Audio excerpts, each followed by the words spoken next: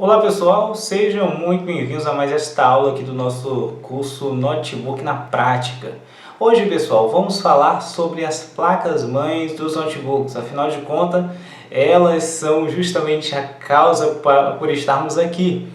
Vamos conhecer elas detalhadamente, ver a sua composição, ver as suas diferenciações e entender um pouco sobre essa introdução, porque para a gente começar a estudar a placa do notebook, temos que ter esse primeiro contato. E esse primeiro contato vai se dar a partir desta aula.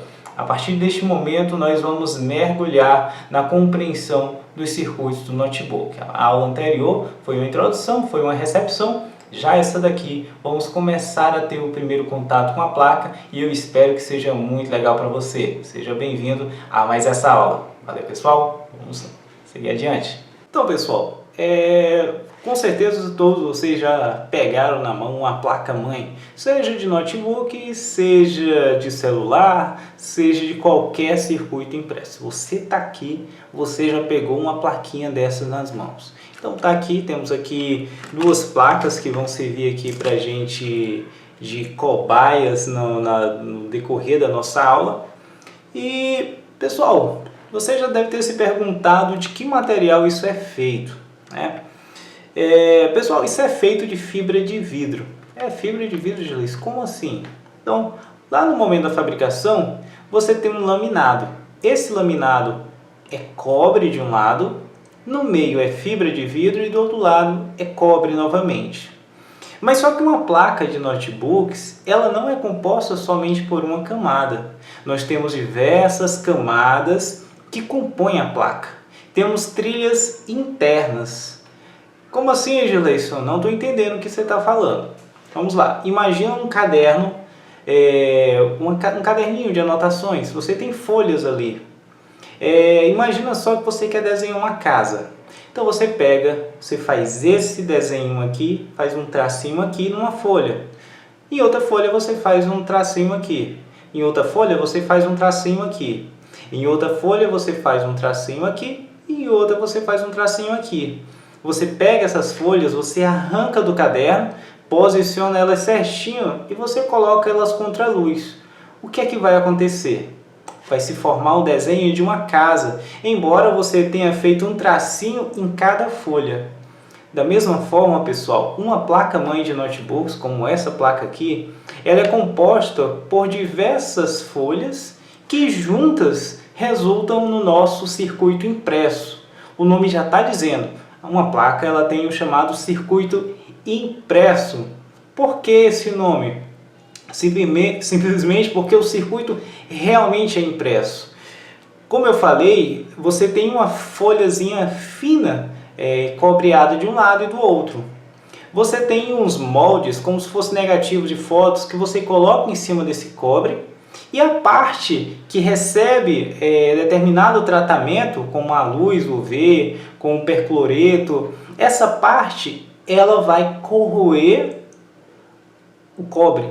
E o que é que vai acontecer? Você vai ter partes sem cobre e partes com cobre. Você faz isso, camadas seguindo camadas. Logo na sequência você pega todas essas folhas, você juntas, você coloca elas juntas, empilhadas, e você leva para uma máquina que vai levar uma pressão bem grande sobre essas folhas e vai fazer com que uma resina epóxi, eles colocam uma resina epóxi, ela fixe, vaze para os cantos, né? E cole isso.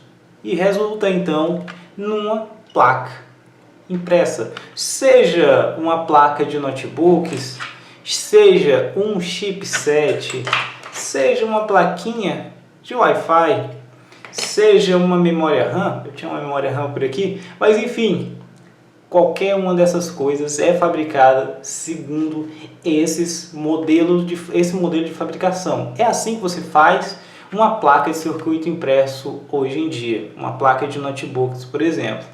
E aí, onde desde já, eu quero salientar aqui uma coisa sobre a questão de temperatura. Já que estamos falando sobre várias lâminas de cobre com o seu interior de fibra de vidro, estamos falando de coisas bem finas. nós temos que lembrar também que esses materiais eles reagem com o calor. Então, quando você joga um calor em determinada região, você tem que estar ciente de que você está injetando calor numa fibra de vidro, que ela vai dilatar quando você jogar calor, e no cobre também, que também vai dilatar quando você joga calor. Por isso, a importância do controle de temperatura e evitar jogar com temperatura demais. Lá nas aulas de soldagem vamos abordar esse assunto, beleza, pessoal? Aqui é só para a gente dar aí uma preparada aí sobre isso. Então, nesses circuitos impressos, temos então a placa-mãe. Ela vem nua e crua, pronta para ser preparada para ser colocado os componentes. Você vê aqui, pessoal, olha só, na realidade eu vou lhe tratar na primeira pessoa. Estou falando pessoal aqui, mas eu vou começar a tratar na primeira pessoa, porque a proposta do curso é ter esse contato. Mas como a gente está começando agora, acaba que eu vou ter que ir me adaptando. Então, a partir de agora eu vou falar com você na primeira pessoa, porque eu estou falando com várias pessoas, mas ao mesmo tempo eu estou falando com você que está acompanhando esse curso. Então vamos falar aqui de mim para você, beleza? Então, olha aqui, temos uma placa de circuito impresso, ok? Tá aí. Você vê esses pontinhos de solda. Você se pergunta, Gileison, como foi que esses pontinhos de solda foram colocados? Será que uma pessoa ali com ferro de solda colocou sozinho? Não. Assim como existem, vocês já foram na serigrafia, existem camisas que tem nomes que são colocados com aquela, você bota uma tela e você passa assim, ó. Como se fosse uma espátula. Aí você tira aquela tela e coloca outra tela e passa ali como se fosse a espátula. É assim que é fabricado o circuito impresso, de certa forma, mas é assim também que você coloca essas soldazinhas aqui. Então, você pega um gabaritozinho, você desce por cima, você pega solda em pasta e ó, passa ali. Quando você sobe o gabarito, aqueles pontozinhos de solda ficam com solda. Logo na sequência vem uma maquinazinha pontilhando os componentes numa velocidade bem rápida, colocando eles grudadinhos com essa soldazinha em pasta. E na sequência você mete essa placa num forno e esses componentes eles são soldados, incluindo os componentes BGAs, processadores, PCHs e assim por diante. Esses componentes eles vão ser soldados, né, nessa alta temperatura. Deixa eu segurar aqui o suporte da câmera. E aí, outras partes são colocadas manualmente, como por exemplo, esses conectorzinhos aqui são colocados manualmente, porque tem componente conector desse que se você jogar 250 graus vai derreter, né, vai danificar. Logo na sequência, essas placas são colocadas numa máquina que é feito todo um teste. E esse teste ele vai identificar se está correndo tudo ok, vai ver se as tensões estão corretas, vão fazer as análises se está tudo certinho, né? Se as conexões elétricas e de sinais estão ok. E aí temos uma placa, né? Temos uma placa pronta.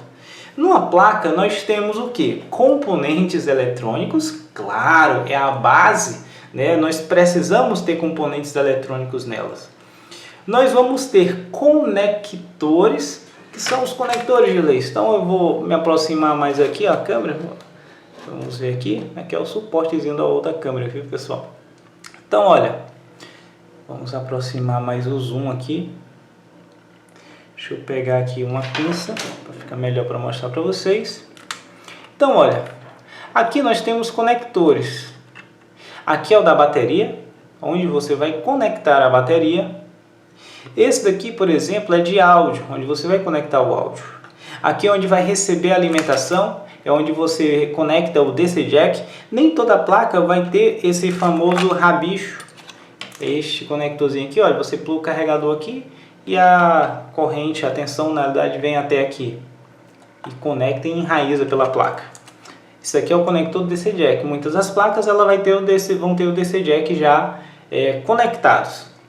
Aqui temos USB, né, duas USBs, conector de rede, o RJ45, temos o HDMI aqui, olha só, e o VGA logo ao lado. São conexões, olha só, as USBs são de entrada e saída, de rede também de entrada e saída. Temos aqui saídas de vídeo, né, tanto VGA como o HDMI. Do outro lado temos a conexão SATA, onde vamos ver aí a conexão normalmente do HD. Vamos estudar essas conexões, pessoal, depois. Aqui é só uma pincelada introdutória. Aqui é o conector do ODD, ou famoso leitor de DVD, né? Onde você também pode colocar um adaptador e incluir um segundo HD aí no seu equipamento. Aqui temos o nosso slot de memória RAM,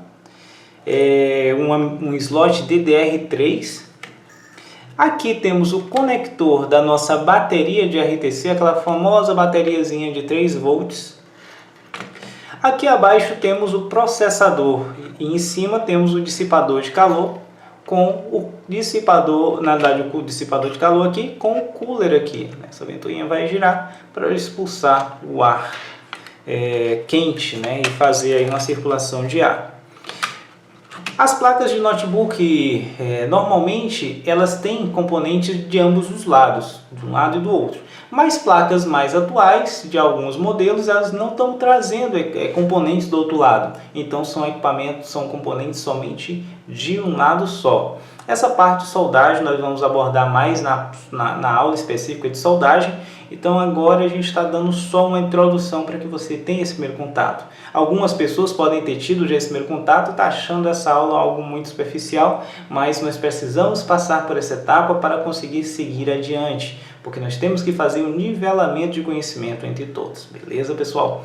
Então, aqui do outro lado temos o conector do teclado. O notebook ele vai ter uma conexão no teclado e logo acima temos a conexão do cabo flash da tela, ou o LVDS. Também vamos estudar isso daqui, viu, pessoal? Aqui embaixo temos módulos de memória RAM e temos o slot de memória RAM. Então essa placa aqui em específico, ela vem com a memória RAM já embutida. Então você não precisa, como é o caso dessa outra aqui, olha, colocar o pente de memória RAM para que o equipamento dê vídeo. Você já vai ter o equipamento dando vídeo, mesmo sem você colocar aí um pente de memória RAM. Beleza, pessoal? Seguindo adiante, temos aqui uma outra placa. Deixa eu só passar aqui o roteiro aqui, só para ver se eu não estou esquecendo de nada. Pessoal, outra informação que eu acabei deixando passar um pouquinho, eu vou pegar essa outra placa aqui que fica melhor, porque ela contrasta melhor.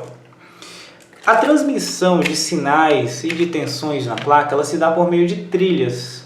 Trilhas são caminhos que conectam um ponto ao outro, né? O termo trilha já fica autoexplicativo. Então, quando você tem quando você pluga o carregador, essa tensão ela vai se redistribuir pela placa por meio de trilhas. Mas temos uma outra questão. Dentro da placa mãe do notebook temos diversas demandas que geram diversas correntes diferentes. Então as trilhas elas têm que ser projetadas para aguentar aquela determinada corrente que vai passar por elas, porque corre o risco dela romper, né? E acontece muitas das vezes de internamente na placa essas trilhas romperem. Como isso acontece, Geleison? Quando você... Vou voltar aqui o zoom novamente. Opa, toda vez eu erro o zoom. Quando você pega a placa, que você entorta ela, ou quando o equipamento cai, sofre uma queda, você gera uma pressão grande em algum ponto da placa, que pode ocasionar o quê? Você vai envergar a placa e você pode ocasionar o mau contato entre camadas internas da placa, ou seja, esse cobre que tem interno, essas trilhas internas, eles podem romper, porque o que acontece? Existe a trilha aqui e uma trilha aqui, mas essas trilhas elas têm conexões. Às vezes você vai ter furos que ele atravessa todas as trilhas, conectando todas elas. Então, se você tiver um trauma na placa, se essa placa sofreu uma queda, você pode ter problema com isso. Se essa placa ela sofreu algum líquido, derramou líquido nela, esse líquido ele pode entrar ali dentro da placa e gerar pontos de umidade, pontos de oxidação, pontos de curto, onde vai ser necessário você fazer a desoxidação da placa. Isso se for superficial, porque se a placa oxida internamente fica praticamente impossível você fazer alguma coisa, porque você não vai conseguir chegar até lá. Mas você pode fazer uma desumidificação da placa para tirar aquela umidade. e tentar salvar a placa do seu cliente, né? Você vai fazer isso por meio de estufas, onde você vai puxar aquela umidade que está lá dentro para que a placa volte ao seu funcionamento normal, beleza, pessoal? Por isso que muitas das vezes as placas dão defeito, você bate cabeça e não sabe onde está. Pode ser que esse problema seja numa trilha interna que esteja danificada, beleza? Deu para entender aí certinho? E aqui temos as trilhas, olha, eu vou dar um zoom aqui também, novamente. Você consegue ver aí, pessoal? Olha só. Opa, foi demais o zoom. Você consegue ver o que? Olha, aqui você tem uma trilha mais grossa, essa daqui é uma trilha mais grossa, aqui você tem trilhas extremamente fininhas. Essas trilhas fininhas, normalmente elas transmitem sinais. Essas trilhas mais grossas, elas vão transmitir alimentação, vão transmitir uma tensão que vai estar alimentando algum circuito. E outras trilhas, elas são mais grossas para facilitar a refrigeração daquele circuito e evitar um superaquecimento, beleza? Olha só a espessura dessa trilha aqui. Olha essa trilha, olha essa daqui, né? Então depende muito do que essa trilha faz no circuito. Então aqui temos um outro equipamento. Isso daqui já é uma placa de um notebook Lenovo. Vamos voltar aqui o zoom. Vocês vão notar também o seguinte, muitas das vezes as pessoas me perguntam, Gileison, será, eu não sei se eu estou falando no singular ou no plural, mas espero que no singular.